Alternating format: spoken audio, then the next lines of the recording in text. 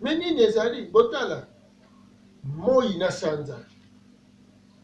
Sanza aya kozwaka bana aya kobotaka epai ya moi bomonaka moi ya bimbo moi mpe sanza ye mikolo mosusu sanza ayaka moi azali sanza pa ye si bomona peke butu sanza azali moi pa ye nanu salama bon. Donc mwasi ndako ye epai ya mobali na lina koye epai ya soleil le soleil mari mobali na ye et non le soleil akende epai ya la ligne mwasi. Et ceux qui botali biloko nyonso eza na mokili mpona ekola bien eza kozwa influence ya moi. Donc moi moto aza ko influencer mokili mpo exister mpo mabele mpo nzete ebotama nyonso eza moi mobali aza ko influencer mwasi na ye la terre. Naissance ya polygamie. Na sanza bazobota bana étoile. Na mabele baza ko influencer mokili bazobota. Elingi koloba neteni wana tango bomonaka sanza ye na moi. Soki aye wana aye kokutana na mobali na ye. Kwakende kobota baminzoto. Alors sikoyo batuni éclipse. Bososoli sikoyo éclipse. Sanza na moi bazosala éclipse. Changement de fréquence. Alors, na o wana topesi bino mpona kososola ete siko batu race ya mwindu ezali korepresente nzambe. Omoni? Alors, race ya mibale o bazoloba continent ya soleil levant Asie. Race ya misato bato ya ligne bato ya sanza nde bango bamidele. Omoni? Donc ba couleur wana ekesani mpona ba période. Biso toza bana ya première période, biso bana ya nzambe, biso nde nzambe. Yango nomoni mabele na biso eza na oyo nyonso mokili ezali na yango posa. Alors biso nde toboti ba race wana nyonso. Yango nomoni race moko te kuna ekoki kobota biso kaka toza na possibilité ya kobota bango. Sala expérience zwa même asiatique balisa ye na mutu mwindu bangobota mutu mwindu te. Balisa asiatique na africain na européen bangobota mutu mwindu te. Donc bokokende kaka na ba race intermédiaire mais kozala na tendance plus ya ngambo kuna parce que oyo eza race sacrée. Alors toye sikoyo na likambo ya 430 nde tobande kolimbola wana. Omoni sikoyo te bayobi akofinga nzambe pendant 42 jours, 43e jour ekozala repentance na ye. Botanga mbongo na Bible. Nini sikoyo ezali? Lokola séjour na bango ba dominer sur biso. Biso to dominaki bango pendant 43 jours. Bango pe ba ko dominer sur biso pendant 43 reines. Tovandi na Amérique tokendeki biso nyonso. Bango ba mettre biso esclave. Alors botanga premier président na bango George Washington W eza basali 42 reines na 43e reine. 43e reine ya 430 longola 0 etikali 43. Okokuta siko kuna nini? George aye lisusu. George Walter Bush W. Donc bakode siko Walter wana na Washington Bush donc bis B donc deuxième. Osomona. Donc moko na entrée, moko na sortie. Juste na ko bima ya George Bush, Barack Obama, race intermédiaire, ni mundele ni mutu mwindu. Mwasi na ye Michelle Obama, mutu mwindu. Ake kokota na Maison Blanche. Donc ndako pembe tongama na bayindo be esclave. Siko mwana mwasi wana esclave wana. Tozwa siko Barack Obama roi to empereur. À côté siko na bokonzi. Azozwa race ya mundele to bokonzi ya mundele. mobali mopesi azopesa sikoyo na nani na mwana mwasi wana mundele to mwindu Michelle Obama ake kovanda sikoyo na trône aza reine na 44e bokonzi na États-Unis. Donc après George Bush bokonzi États-Unis esili. Barack Obama Ramsès II oyo azalaka na Égypte ye wana ye lisusu parce que Ramsès II ye mutu azalaka meti na ntango wana aye lisusu na période oyoyo ya reine ya bango po azongisa bokonzi ndenge apesaka bango bokonzi ndenge pe parce que na période ya Moïse toye siko na période ya ozomona mpona biso tozonga bokonzi. Alors Ramsès II a réapparaître lisusu apesi bokonzi pa ya Michelle Obama. Donc chute ya États-Unis après Barack Obama, donc tobalisa na George Bush, États-Unis za susu na bokonzi te yango na bomoni mvala ngani oyo ye wana Trump pour la première fois ye a copié la muka na Congo vérité désir hein bozomona sikoyo ye pa ye vérité désir sikoyo na ndenge toza boye aza kosenga même révision ya constitution ya États-Unis parce que ye na 2024 fois postuler lisusu fois zonga po bayibi ye bavoix. Donc aza ne d'accord te na baélection wana alobi eza truqué ndenge kaka elekaka na Afrique parce que bozobosana tobisi bino ke tantani mbangazi nyonso basalaka na Afrique nde ezozongela bango Afrique ezokende na kosangana. Donc tolingi tosembolela bino sikoyo ke biso nde banzambe ya mokili oyo yango nomoni Afrique na biso etondi na nyonso oyo mokili ezali na yango posa. E na tina wana tokomi na ntango ya reine na biso yango ezosenga biso sikoyo bomoko kuna epa na bango bokobanda kovivre kaka désordre na désordre, bakobanda kofingana, bakobanda koyinana, bakobanda kokabwana ndenge babandaki Union Européenne po basangana basala force. Lelo sikoyo bazokende na kokabwana soko okende Europe bobenga bandeko baza na Europe bakoyebisa bino ke baparoisse ebele barabe basombi babiteni yango nyonso baremplace yango bamoske. Et population ya barabe ezokola mingi parce que eza na likambo entre lisusu Ismaël na Isaac. Bozomona donc nyonso wana yango wana ezosenga ke bametre na kati ya spiritualité mondiale nde bakosolola. Alors boya tiko ya koloba yana lobi religion africaine ezali ko représenter la spiritualité africaine. Or na kati ya spiritualité bon mo union ezali conventionnel, donc tozo fonctionner mokile komi boye komi na lelo oyo egui ndenge ezotambolela fo mokimbangu déstabilisateur ya mokili. Donc po mokili ezwa équilibre il faut Europe aya kosenga pardon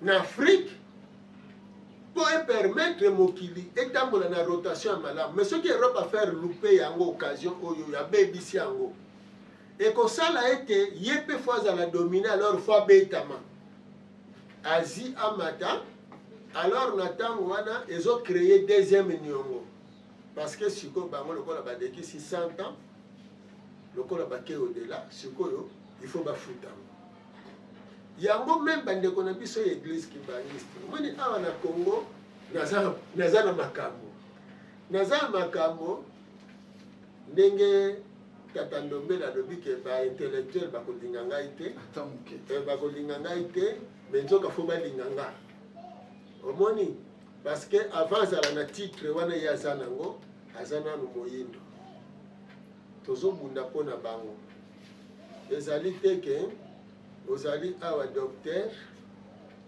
okei na Europe baza kokomisa yo motambusi brancard te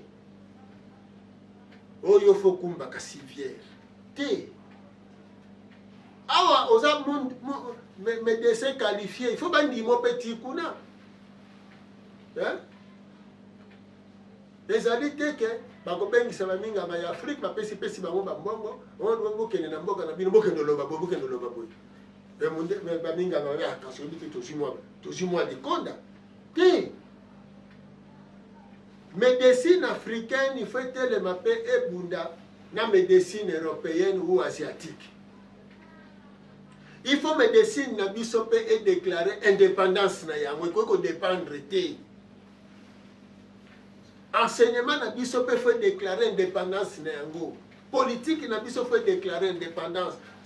Spiritualité faut déclarer indépendance. Donc bato nyonso na ba domaine nyonso faut réclamer indépendance na yango. Domaine technique bato nyonso jamais ozali artiste ongane nazo sala boye émail il faut outa Chine il faut outa Europe. Non, il faut parce que produit naturel yango na de babongolaka pona koko sala ba produit chimique.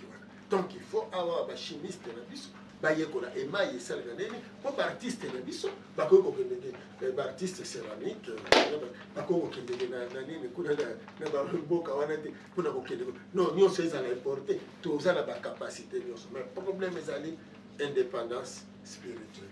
Alors ndenge nabike bato wana bakolinga mpenza biso te parce que biso toza kolimbolela bango basosola ete ngomba ya bayindo sikoyo esi ekoki lokola ntango na biso ekoki fumuki mbango mobikisi na biso ntango na ye ekokaki. Alors ntango balobi 2011 ntango bazoloba réhabilitation fumuki mbango biso tozoloba na kati ya mboka mais lokola bato na bato bazokenda lolendo na bango ye nkusu alingi kolakisa nini ye nkusu alingi koloba nini ye nde nini ye nde mwana ya mfumuki mbango ye nde nani ntango mfumuki mbango azalaki ye azalaki mais bozwa prophétie mfumuki mbango est ce que mfumuki mbango alobaki mwana na ngai nde akozala longi natuni motuna ubien mfumuki mbango na prophétie ne ya banasala bayeke nakotinda nlongi nlongi akoya nakozala na kati ya ndongi wana me aloba teke nakozwa mwana na nga moko nakotia ye ndongi bie koko na ngai nga tokozala na guerre na bandeko ya église kimbangiste te ono tokomi kowela nani azali vraie incarnation ya mfumuki mbango toza na problème ya vraie incarnation ya mfumuki mbango te mais message ya mfumuki mbango nde ekomela bayini nde esika tozala. Alors biso toza kotosa bango parce que bango bazali koreprésenter corps physique ya mfumuki mbango reproduction soko tel na kati na bango baza na ADN ya mfumuki mbango mais esprit ya mfumuki mbango sikoyo eza wapi esika problème ezali siko mpona nini biso na bango tokoki kozala sude te entre mosuni na molimo po todefendre mboka po todefendre boyindo baproblème eza seri eza ebele bakeki mpo basala réhabilitation ya mfumuki mbango mais basali yango te lelo kotuna bato mosusu ono basalaki réhabilitation. Non, réhabilitation moto akosala yango eza Belgique. Congolais akoki koréhabilite mfumuki mbango te Belgique moto akoréhabilite mfumuki mbango. Congolais mpe africain aza kaka koyeba nde naza na mobikisi na ngai mfumuki mbango omoni.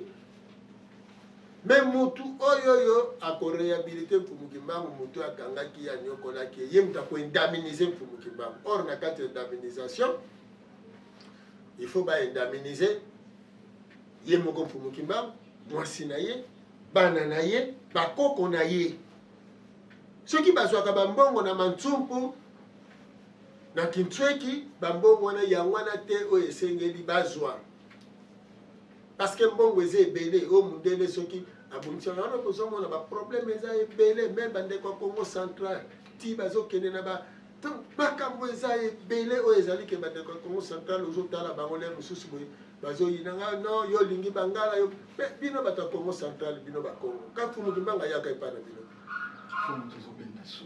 tata pression ekoki kozala tokosenga minute boyebi nde moto ezosala pasi parce que ndenge nini cour militaire congolaise ekoki kosiéger na place ya cour militaire belge mpona balobela réhabilitation mfumuki mbango sans indemnisation.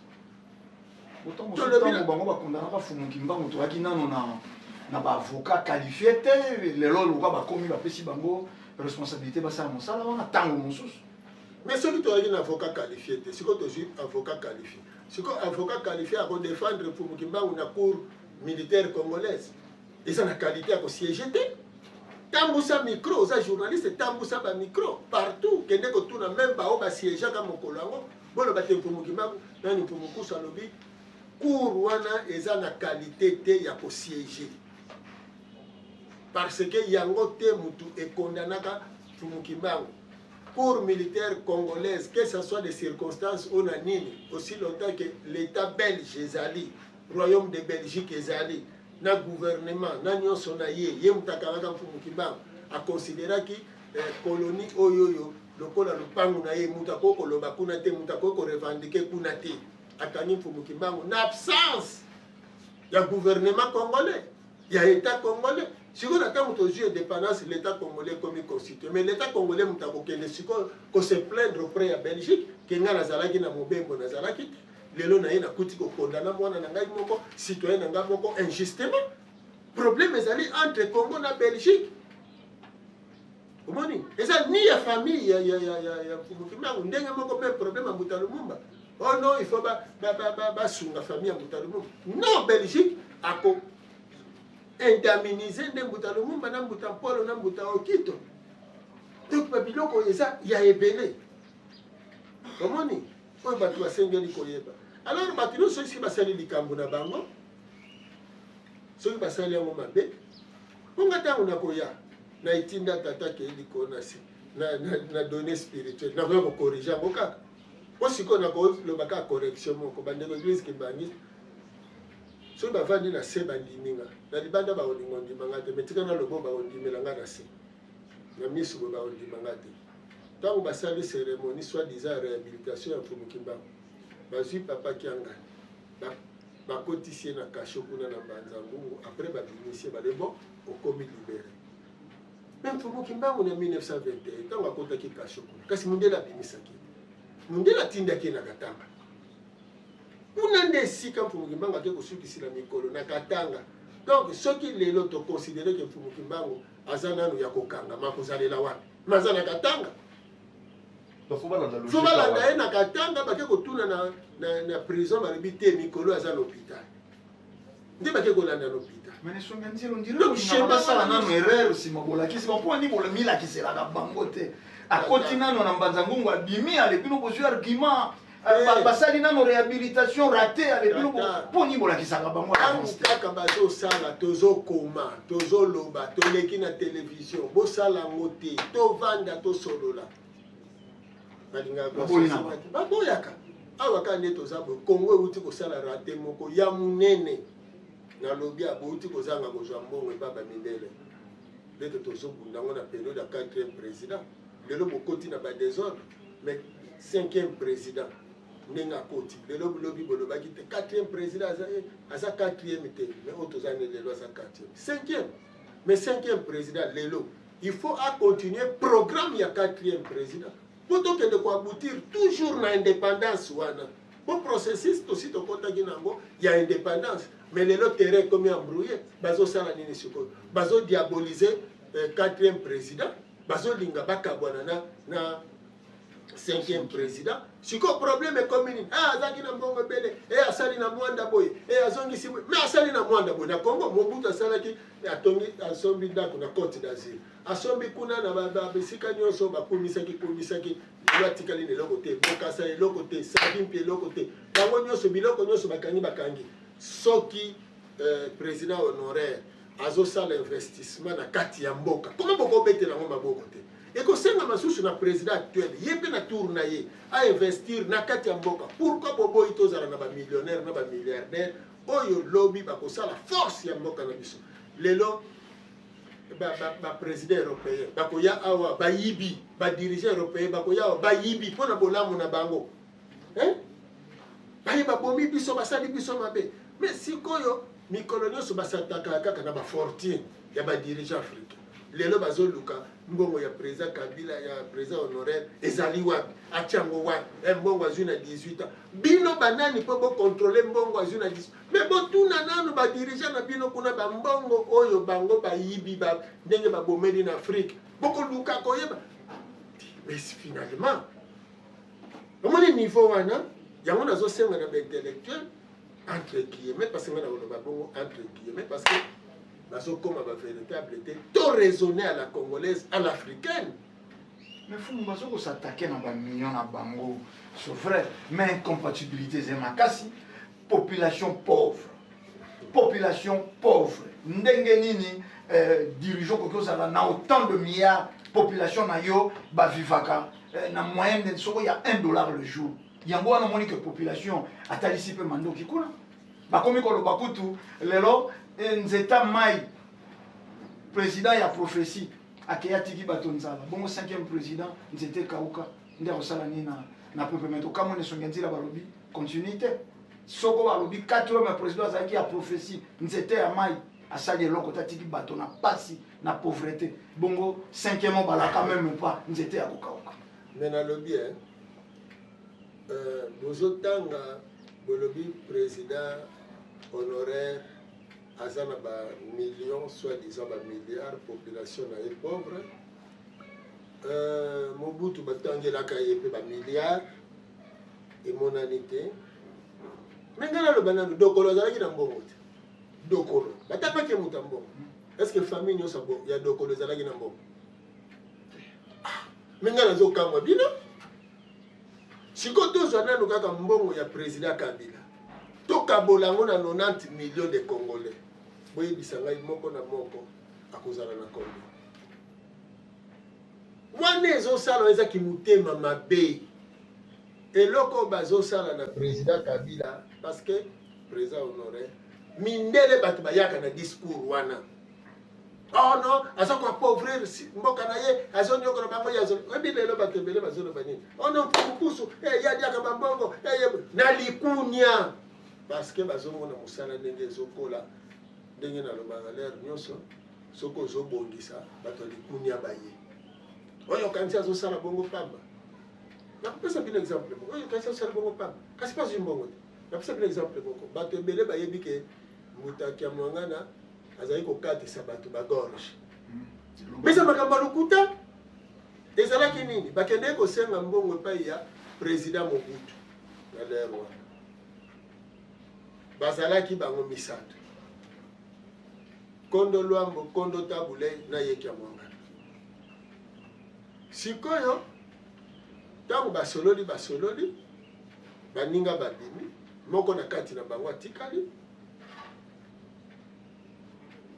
asengi mbongo epa président Mobutu président alobi bon mais bozala na lokola mwana oyo kia mwangana jamais asengaka mbongo bango alobi boyo oyebi ndenge azwilaka mbongo na ye abi ndenge nini mais akataka bato bagorge atekisaka bagorge na makila bato nde esika sikoyo Mobutu na lero ata bon yotina asengela nga mbongo te nzoka eza boye nde bamobilize baservice ya renseignement ya sécurité o wapelekelaka o na bumba baye batali basali bankete bakasango etambola na mokili misa makambo ya lokuta ndeko kia mwanga naza lelo amvi bokende botuna ye akoyebisa bino nga na bombi na nga ka kombo ya mutu oyo aloba po aza nkondo mais alobaki ke butakia mwangana koperdre gorge bozomona biloko ya ndenge wana donc c'est déjà par jalousie peuple sikoyo tozwa nano napesa bino bandakisa mibale soki réellement toza ya kolamuka mbongo ya Congo nde etongi Europe siko po nini bozotuna mindele te mais comment bino boye bozwi bomengo ya Congo boke kosenrichir nango gravement bokomi nango ba grande puissance et population congolaise ezo moisir na misère. Alors qui est plus mauvais? Président Kabila, président Mobutu, Mouzé, nani, président Kassavubu, président honoraire, président actuel, ou bien les plus mauvais, les grands pilleurs, il y a Afrique. Lelo. Oui, puis, Makamweze Belebana, Pebandeko Balandi. Europe n'engeza bongo, sans Afrique, Europe est allée. Pétrole yabino, kende lelo na mwanda bazo mwaziri wana. Mais pétrole wana, botala ndenge nini ezotonga na Europe. Misala nizo créé ba usine ba société ya ndenge na ndenge. Kende na Équateur, libaya banzete oyo eza na Équateur. Eke ko enrichir ba européen, mais na Équateur lelo tozolo babo bato bazolata mangwanda nana. Bato mususu, mungu soki ekwei. Il faut balokota yango na zelo nango. Parce que mungu eza pasi, mai eza pasi, bomo eza pasi. Il faut passer à 400 km à Kenekotekisa. Moi, ma sangu, moi, luka, moi, morceau ya savon dans le 20e siècle. On a ni mundele. Alors, si vous avez un discours, il y a Mobutu même na ONU. Alors, bini, bateau baza ko exploiter ti na montagne ya Kivu. Bateau bazolona. Lipton, oyo aza ko exploiter batona balona ka bazotambola makolongulu, mais Lipton azotambola na ba Cadillac kasa na ba villa kuna. O wana ba africain bazomona te kaka soki mondela lobi que non l'autre moko na bino aza ko appauvrir bino ndemiso mais alors que c'est lui qui vous appauvrit. Muto aza ko komisa bino ba misérable. Eza nde mondele. Eza biso na biso te. Donc il faut topper sa chance na bandeko. Omoni nakolobela bino bakambo mwa ebele kaka nano esika na simbi wana nasilisa wana ya nakoyo lelo port ya Anvers palais royal ya Bruxelles na deuxième partie na nde batonyama ezali mbongo ya bancien combattant na biso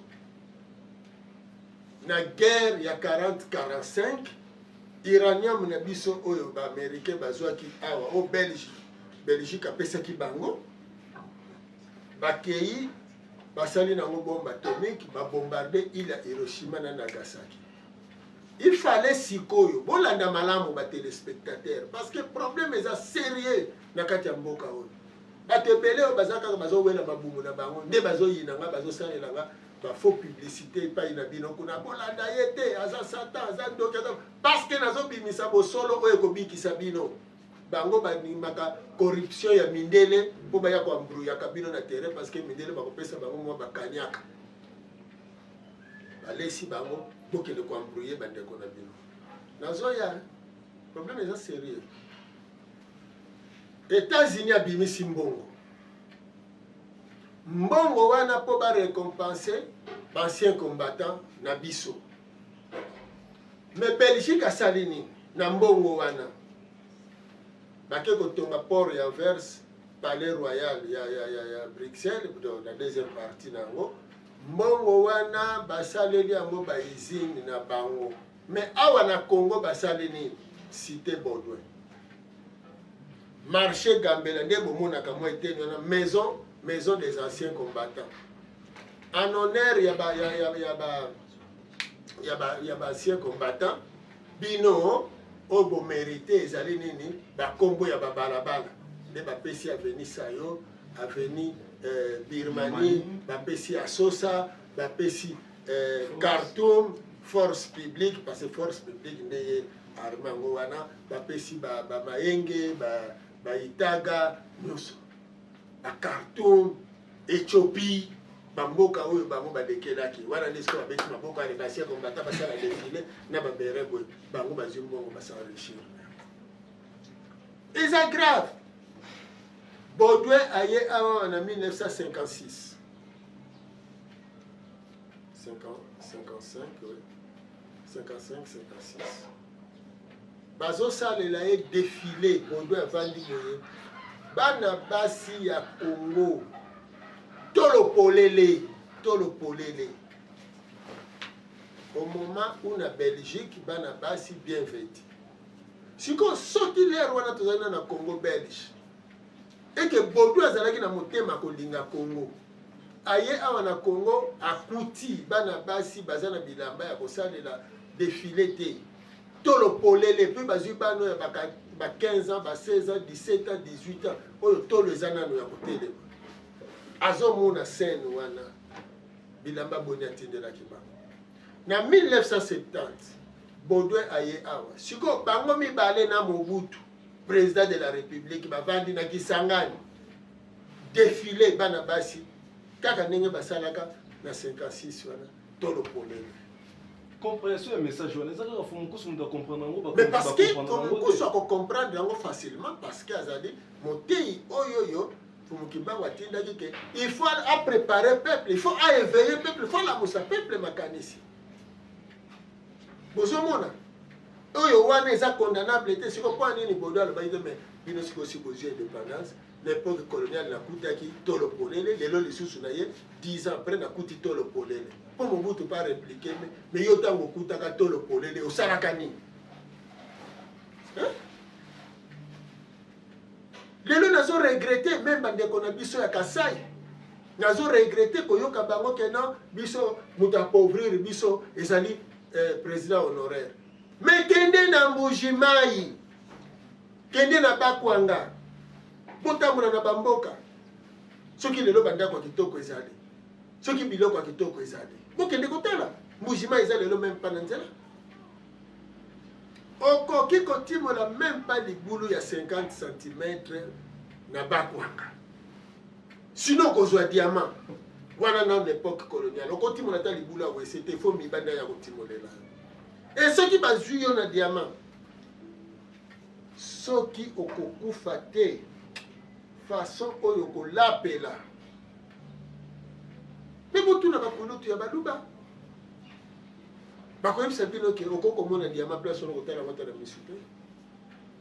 Ngana ebi tata moko après kutu époque coloniale de 63 na Banza to akina bana miki.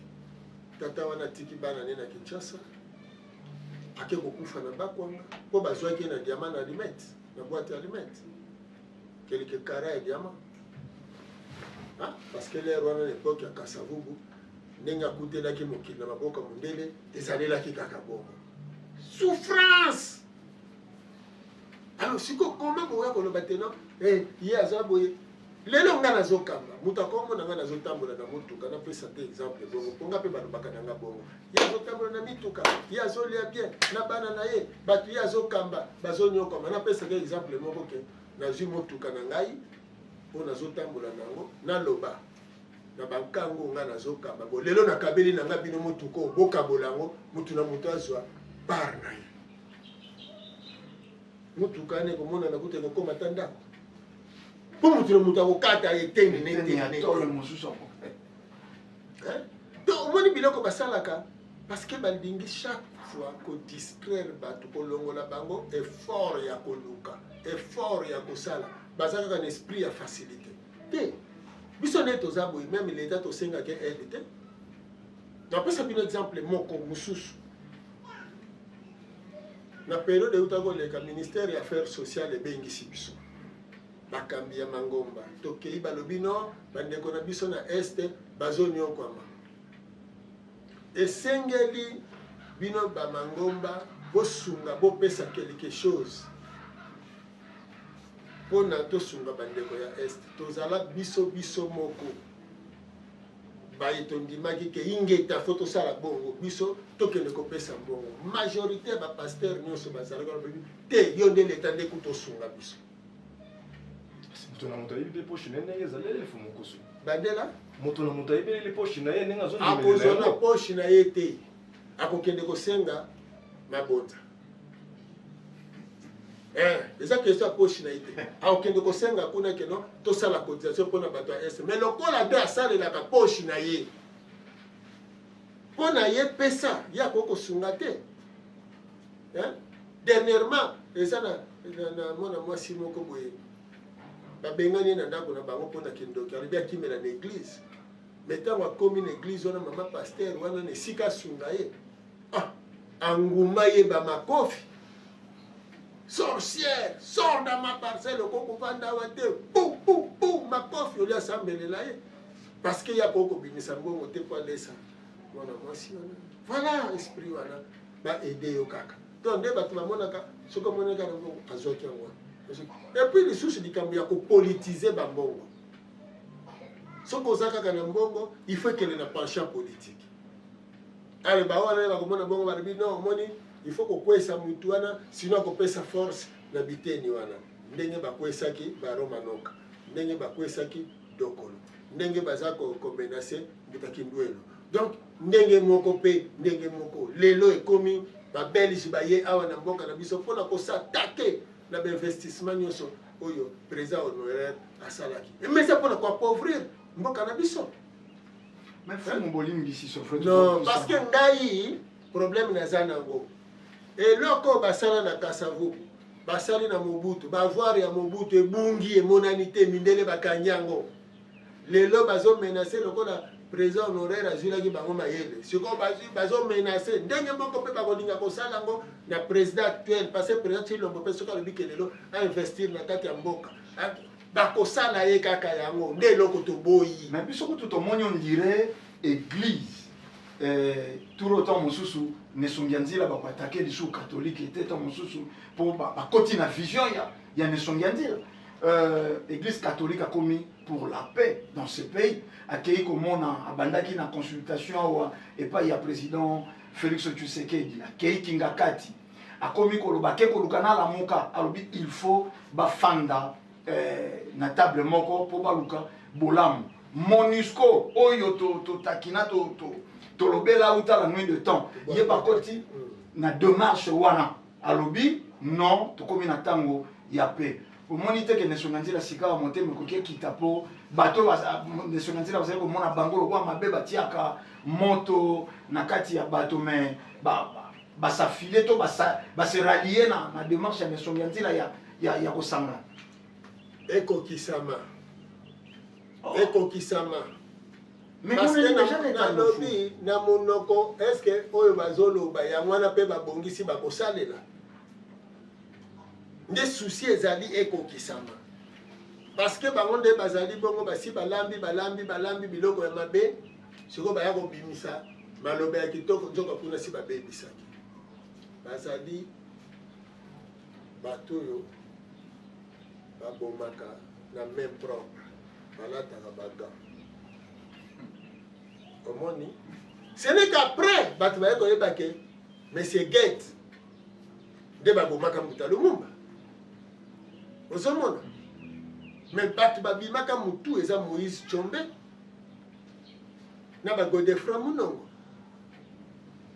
donc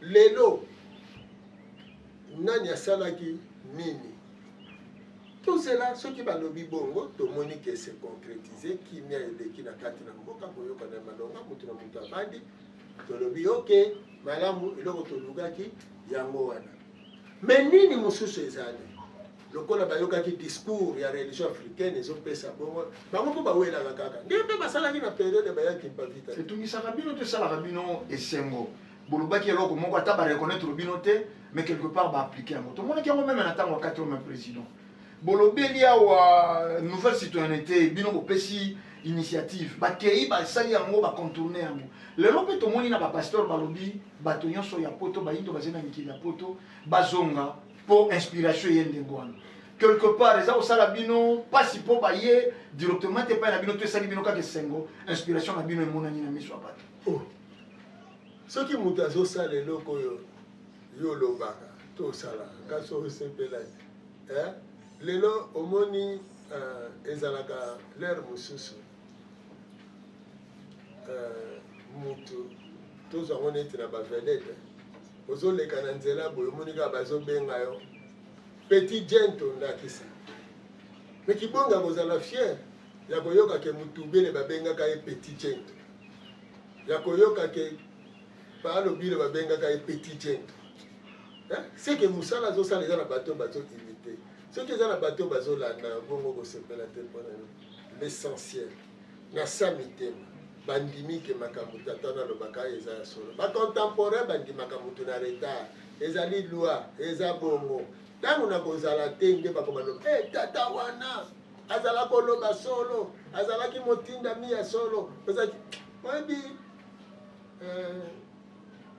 ya pasi balingi kaka nayebisa bakongoleke bozala prudent mpo mutu mundele atakaka mingi ye wana nde mutu abilaka nsima ya koboma okanga mfumuki mbango 30 nde baye koloba non. Tant que vous allez les méconnaître, sachez que l'Afrique ne s'en sortira pas. Donc, ne sika ke batika mfumuki mbango asala mosala 1921 babisa biso ke non ya solo tozwaki na 1917 message na Fatima ke ya solo mobikisi na bino si aye ye wana banégocie na mobikisi na biso eloko te. Touti kosolola na madame Anélie de Becker kuna na nini na ambassade na bango ya Belgique. Tu expliquer bango makambo nyonso.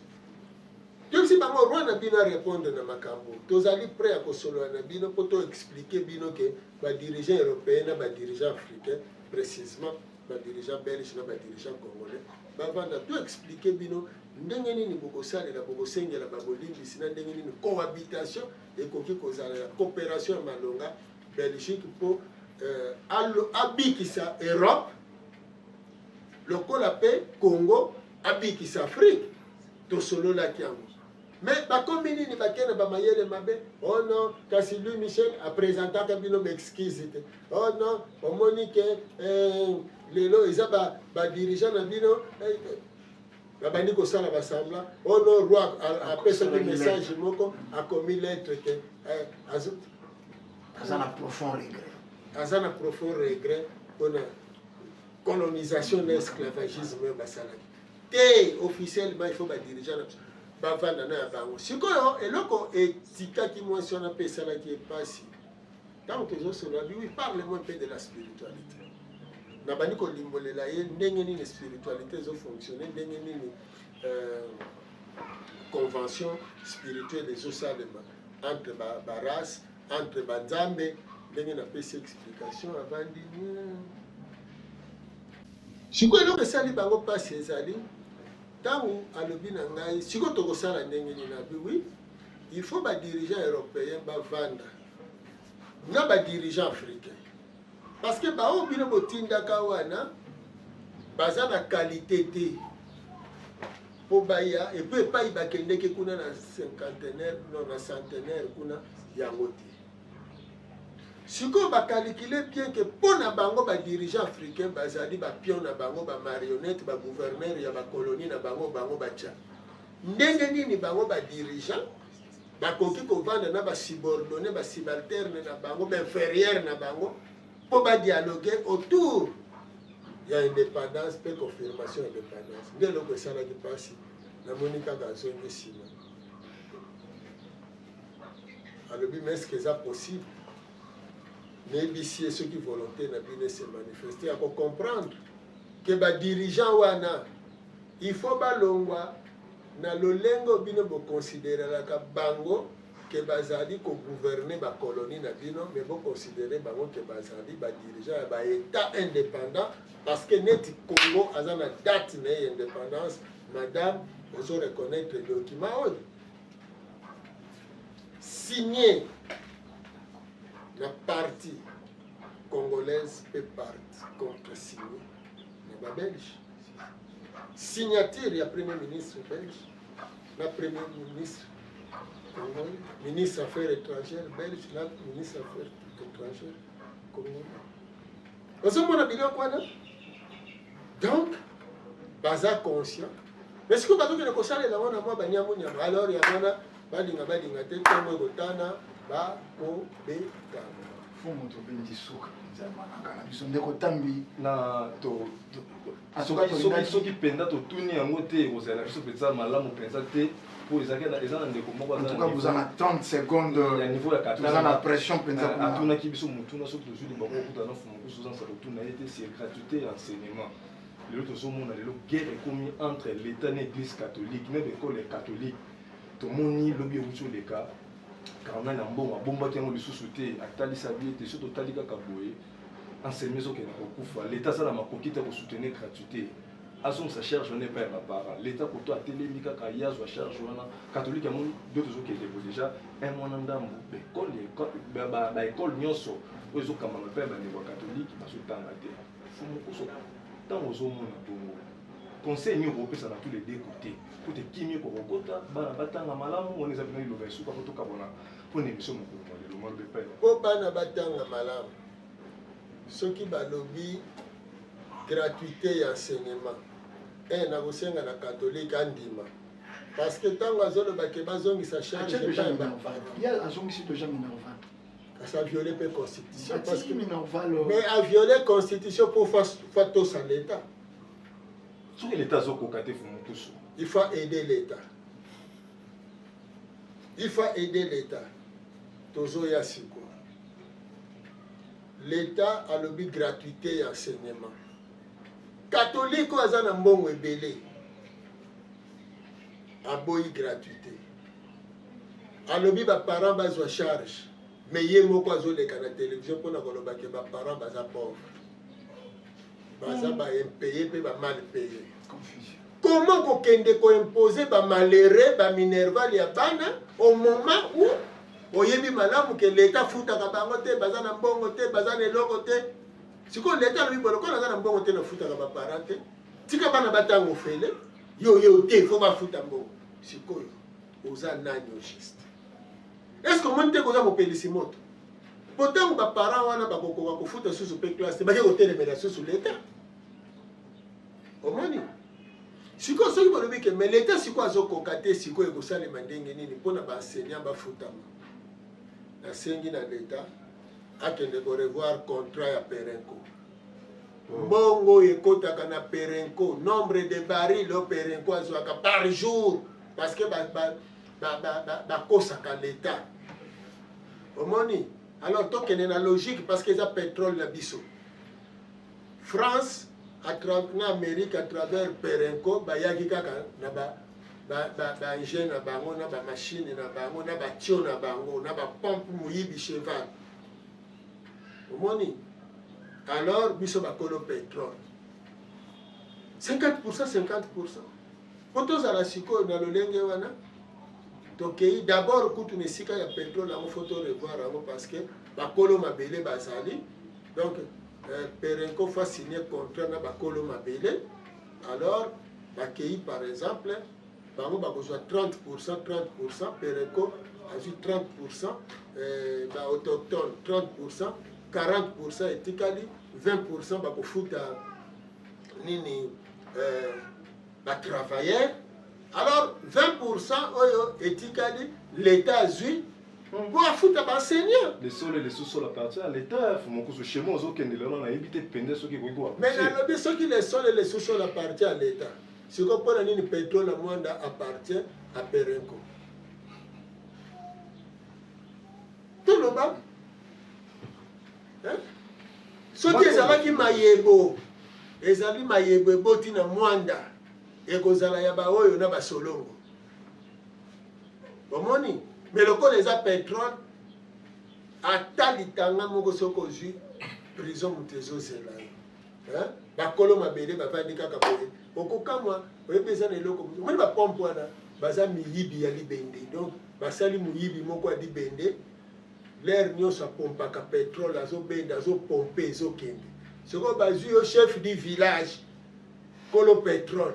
Baye kocha yo wana sentinelle okengelaka muto aningisa nini muyibi ya libende wana te bafutaka yo $100 na suka sanza. Tala omoni gratuité ya enseignement eza possible. Wana kaka pétrole tolobeli bongo soki toke na uranium na coltan na diamant na bacastérite ba minéraux même na cuivre kaka. Même dans les kaka, enseignement est gratuit. Et l'enseignant va foot à ye. Mais moi, je vais foot à des sous-soutis. Classe. Mbongo de bako foot à enseignant, vous opposé problème. Or, catholique, na bambongo ya zanango. A koki supporter l'enseignant pendant 10 ans. Pendant 10 ans, même 20 ans, à ce foot en attendant l'État, à Lukambongo. Mais, à les intérêts personnels, ah tata biso bato toza financé te tozobunda mpo enseignement epai na biso endimamake ekozala gratuit matondo fu bozomona sikoyo bato baza na mbongo bazoboya wana soki si ekomi baintere ya mabuku na kati ya ndako soki koswana ezali tata na mama mbala mosusu bongisela ngai bana na ngai futela ngai bana minerval mpo bakoma bato soki bana bakoli bana na ngai boya bosalisanga bana batikali su ya tata te me na bomwana yo tata bano bakosalisa yo te lere kokola lere bakokola omoni babaje wana babiloko wana religion africaine azali éveilleur molamusi ya conscience alors bosenga baboti mbongo te mpo bafutamaka te aza na mbongo te salera balonga te matondo bandeko balandi religion africaine molamusi ya conscience c'est vrai tokendeki molai tolobaka nesongi ya nzela base ebale biloko nyonso bokoya nango mpo ya kotokela mai ekotondo ebale ekoningana te ekosentira ata te ke batoki mai botala toyaki na batono na biso tokolika bino mpe na ndako oyo ezalaki mposa na bino tokokisi me batikali tolaki kozonga lisusu mpo oyo ezalaki mituna bokomeli biso totuni te bocomprendre misusu mpe totuni te bomizweli biyano nesoki ya nzela tozongisi mpenza matondo ndenge kopesaki biso ntango mokolo malelo matondo mingi na bino mpe boyaka po tosololaka mpo bandeko balandi baza na posa ya koyeba ya ebele ndeko tambi matondo na ntango oyo tokaboli elongo matondo mingi ndeko ndumbele botale ezalaki mpenza esengo mingi ekoyemba susu mokonzi ya bangunza na mokolo mwa lelo po ete bakokopesa pole na biye nyonso oyo batelespectateur batikelaki biso lokola mituna matondo biso tolobi kimia ya fumuki mbangu balongo mpe bankoko ezala o mabota ya bayindo tokutani mbala ya nsima mpona manaka lisusu matondo